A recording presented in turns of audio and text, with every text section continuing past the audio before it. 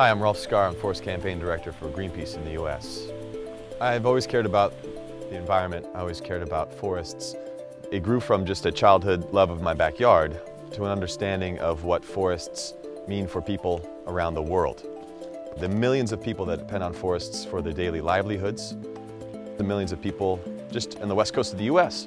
who depend on them for their drinking water, and of course the diversity and abundance of life on the planet. Most of it's found in forests.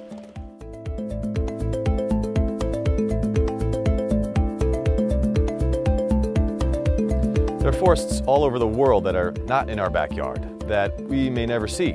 And people may wonder, well, what can I do to help protect those, and why should I care?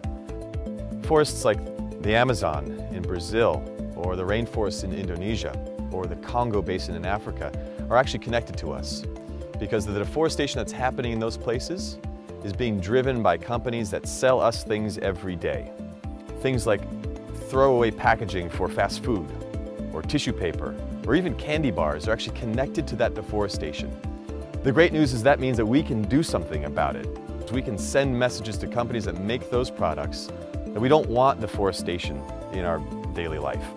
And we can keep those places standing for now and for future generations.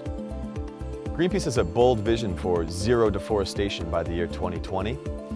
You won't hear that from a lot of other groups. It sounds crazy to some people. But what I've learned in my 6 years with Greenpeace is that we might be able to do this. Not just Greenpeace, but us together. If we dream big and we're smart about the way we work, the impossible might just become possible.